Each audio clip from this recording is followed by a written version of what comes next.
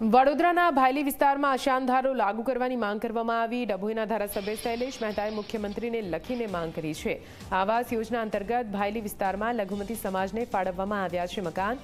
લઘુમતી સમાજને મકાન ફાળવાતા અન્ય સમાજના લોકોમાં લાભ ન લેતા હોવાનો ઉલ્લેખ કરવામાં આવ્યો છે। લઘુમતી સમાજની સંખ્યા વધતા અન્ય વર્ગ ચિંતિત બન્યો છે।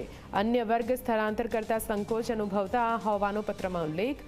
ભાયલી વિસ્તારમાં અશાંતધારો લાગુ કરવા ભલામણ કરવામાં આવી। ભાયલીમાં અનેક સોસાયટીઓ, કોર્પોરેશન હાઉસ તેમજ કોમર્શિયલ કોમ્પ્લેક્સ આવેલા છે।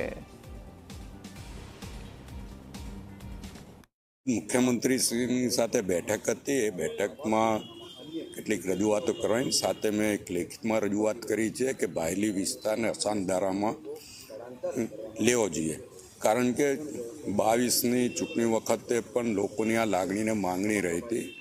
ભાયલી વિસ્તાર ખૂબ જ ઝડપે આગળ વધી રહ્યો છે અને ખૂબ જ વિકસિત વિસ્તાર તરીકે આજે વડોદરા શહેરમાં ભાયલીનું નામ છે।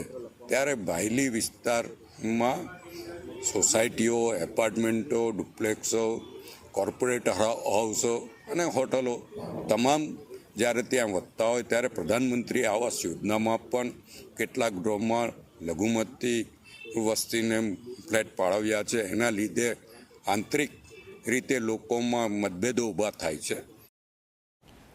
અને આ સાથે તેના સમાચાર બસ આટલું પડે।